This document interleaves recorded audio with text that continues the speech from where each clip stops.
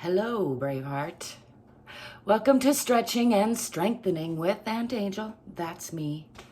I'm a little bit angry, so I'm going to try to Gooosfraaba things down. You know where that's from?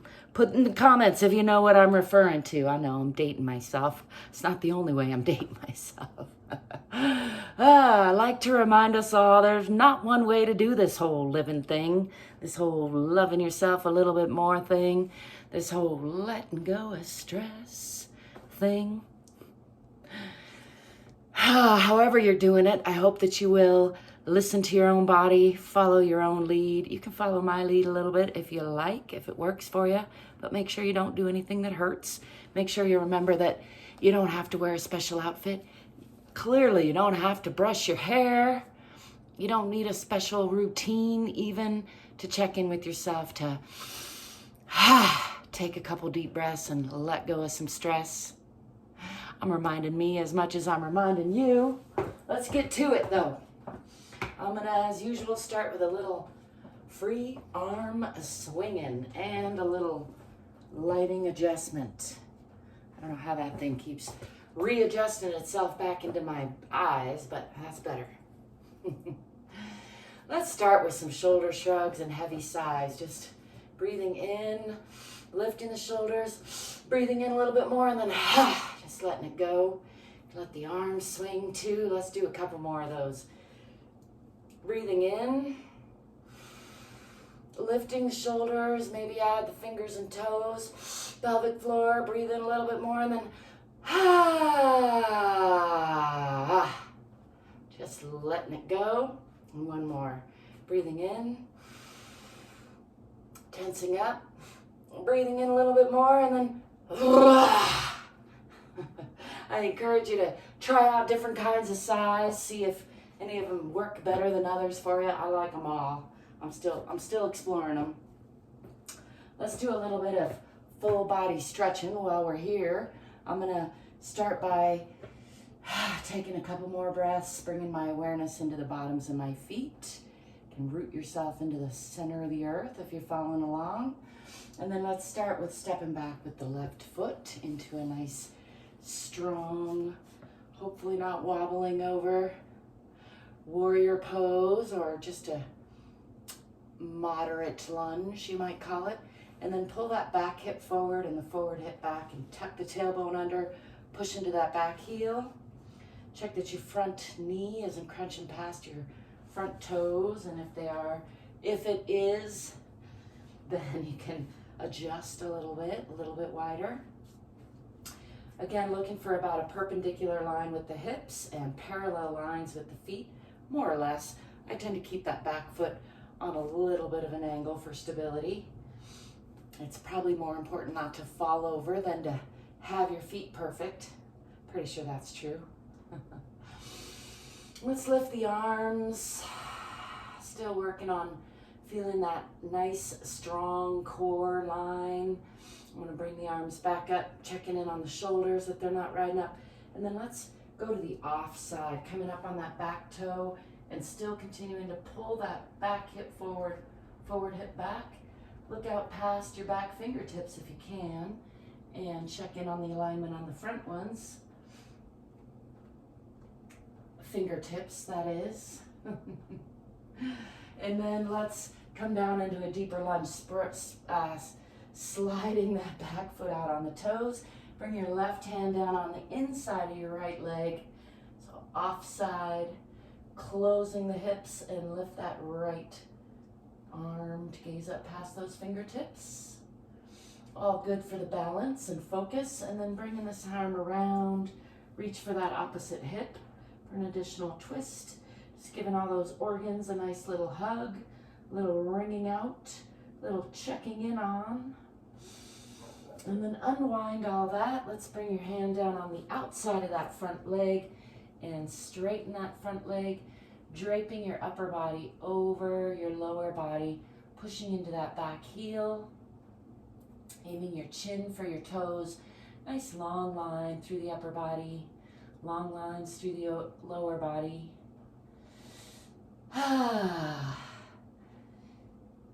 I give you permission to indulge in heavy sighs all along, wherever you feel you need them. And then let's bring weight onto the hands and bring that front foot back, pushing into the heels.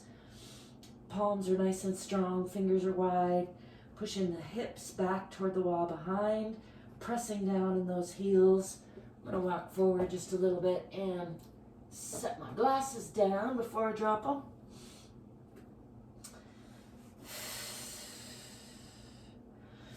Pressing the heart toward the earth. Remembering to breathe and smile, just enjoying a little unwinding in the legs there. Let's bend the right knee and press more into the left. And then bend the left knee, pressing into the right. And pressing back into both heels. Nice and long from the fingertips out the tailbone. You can tip that tailbone toward the back of the head a little bit. Sometimes it's just a thought more than an action, but that increases the stretch on the backs of the legs for me. And also kind of increases that straight line feeling from the fingertips out through the spine, out the tailbone.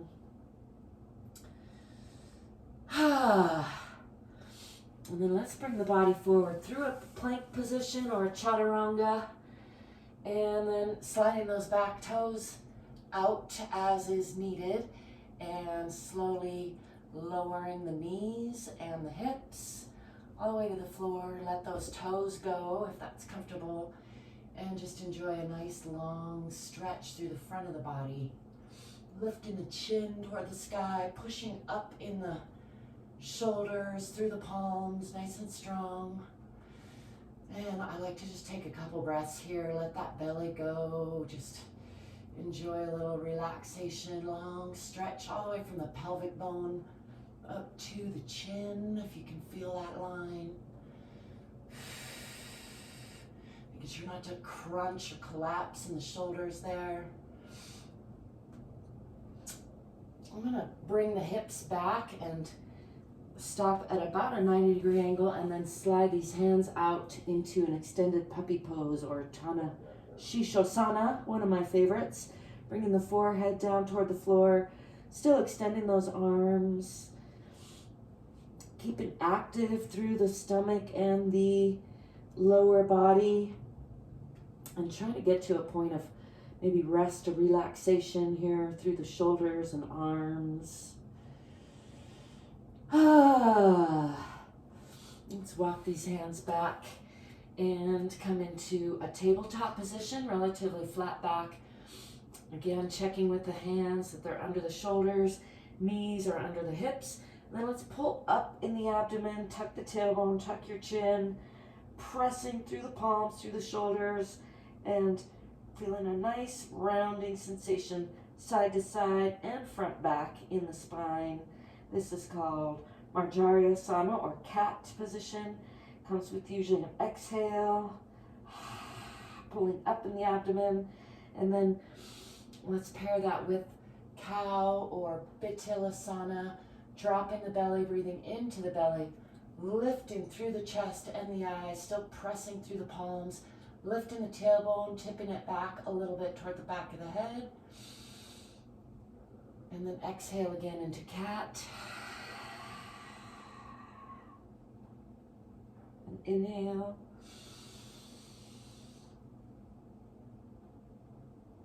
And exhale.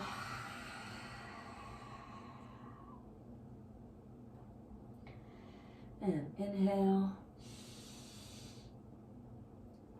Let's come back to neutral, just finding that flat back sensation again.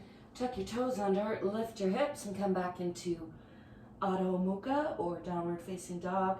Again, palms are nice and strong, fingers are wide. Let's bring the feet a little bit wider apart and press again back into the hips, pressing down into the heels, pressing the heart toward the center of the earth. Let's bring the left foot forward. I'm going to adjust these a little bit and then bring that left foot forward in between the hands for a nice deep lunge on that side. And when you're ready, bend that knee, or it's actually already bent. Step forward with the back foot, coming into a forward fold, and just hanging here from the spine, off the hips. I meant hanging your spine off your hips. Just letting gravity do some unwinding, maybe shaking that out a little bit. And then when you're ready, bend your knees, round your arms back, lifting your palms, chest and eyes to the sky for a nice moderate back bend, counter stretch. And let's come back into Tadasana or mountain pose. Just checking in again with the bottoms of the feet, checking in with the alignment of the body. Just seeing if it feels upright, seeing if the ears feel over the shoulders are relaxed over the hips are over the ankles. And from here, let's step back with the right foot this time into, again, a moderate lunge. And again, pull your back hip forward, your forward hip back, tuck your tailbone, looking for a stable, moderate lunge or warrior position. I'm going to bring the arms up and down in front, roll the shoulders down and back, and then bring my focus, sharp eyes onto the fingertips, sharp as they can be without my glasses, and then soft eyes gazing out at the imaginary horizon, noticing the peripheral view more, and then shifting sharp focus onto the fingertips. Don't forget to breathe and smile. And then again, soft eyes out at the imaginary horizon. Let's bring these arms up, keeping those shoulders down and open to the offside. Still closing those hips even more. Tends to bring me up onto that back toe a little bit. And gaze out past those back fingertips if you can. And then bring your focus to the front fingertips if you can, checking in with that alignment. Sliding that back foot out a little bit further, bring that right hand down on the inside of the left leg, an offside twisting triangle, aeroplane pose, and then gaze up past those left fingertips for extra focus and balance. Giving all those organs a nice little hug, a little wringing out, a little twist. Let's increase that twist, bringing this hand around to reach for that opposite hip. I like to try to grab onto that hip bone a little bit for a little bit of torque. And then pressing into that back heel, gazing out past that back leg. And when you're ready, unwind all that. Bring your hand on the outside of that front leg. You might want to pull that back leg in a little bit and straighten the front leg, aiming your chin for your toes. Nice and long upper body draping over the lower body. And again, pressing into that back heel.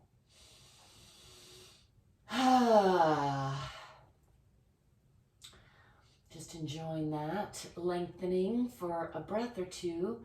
Let's bring weight onto both hands and bring that front foot back to meet the back foot. And again, press into Adho Mukha or downward facing dog. Palms are strong, fingers are wide. Pressing into the heels, pressing back in the hips. Let's bring weight onto the right foot and lift that left leg. Nice long line from the fingers out the toes. Maybe enjoy a little bit of an ankle rotation there.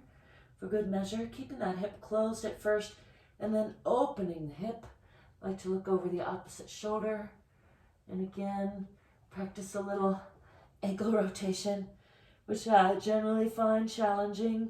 And then closing the hip again, pressing nice long line from the fingertips out that foot or toes. And then bring that back down, press your weight into that and lift up the other leg. For me, that's the right. Lifting the leg, keeping the hip facing the floor or closed.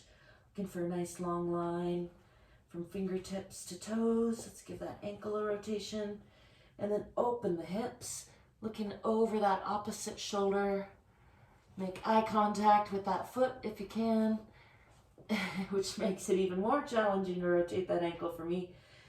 And then closing the hip, again, lengthening that leg, pressing for a long line from fingertips out the toes. And let's bring that foot back down, press into both heels again. Let's bring the body forward again through a plank position, Dropping the hips, dropping the knees, letting go of the toes, pressing up through the shoulders. Palms are nice and strong. Lifting the eyes, lifting the chest, and stretching the belly. Just let that belly go if you can. Let's look over the left shoulder, stretching a little more on the right side. Come back to center, looking up, and then looking over the right shoulder, stretching more on the left. Coming back to center, tuck your toes under, lift your hips again, and again, press back. Hips are going toward the wall behind you. Heels are pressing toward the floor. Heart is pressing toward the center of the earth. Nice and long line from fingertips out the tailbone. You can tip that tailbone a little bit, even if it's just in your mind, toward the back of your head for a little more stretch in the legs. And then when you're ready, we're going to step forward with that right foot in between the hands for a nice deep lunge on that side. To enjoy a little bounce there, or you can enjoy a little static stretching if you like. And then when you're ready, step forward with that back foot back into a forward fold. And just hang here for a breath or so. And then let's roll up nice and slow, pressing from the center of the earth through the bottoms of your feet, tipping your tailbone first. The slower the better, just coming up real slow, checking in with the whole spine, just noticing where it's supple, where it's sticky. If you've got some pain, just taking note, but being kind to yourself always. Sometimes gentle, sometimes if you're feeling strong and healthy, it's good to push maybe 4% past your comfort zone. They say that's the magic spot. I don't know how they measure that, but I think it's a good kind of general rule of thumb. Let's do a little dance step for good measure. Get a little beat going. Why not? I'm gonna bring back the clap snaps. I'm gonna get my hands working again. We're working on it. I think that it's less sugar equals more clap snap in my world. I got my glasses over here. I think that'll do us for now. It's a nice medium stretching snack. I like to remind you, it doesn't have to take a long time. It doesn't have to be easy or hard. And if you set the bar kind of low and show up for yourself consistently for that, then you might find that you're able to add more to that a lot of the time, but also still feel like you're hitting your mark because your bar's low. That's my strategy. You might notice it's not one way, so I'm not saying it's the best strategy. It's what works for me more often than not, so you're welcome to try it out. If there's any way that I can be of more assistance to you, answer any questions, help you out. By the way, I am actually taking on a few private one-on-one clients this spring, which I haven't done in a long while, for clarity and wellness coaching. And I might put a link to my calendar down there. We'll see. It's going to probably come and go because there are very limited spots for that. But if you're interested, check the description. You might find a link to my calendar. And also you will definitely find links to some books that I've written, some music I've produced, lots of other great things and ways that you can help support me if you care to do that. I thank you very much. Above and beyond all else, I thank you for being you and letting me be me. I hope that you'll stay curious, courageous, fit and free. Give me a thumbs up, subscribe to this channel, and I'll be seeing you soon. Peace.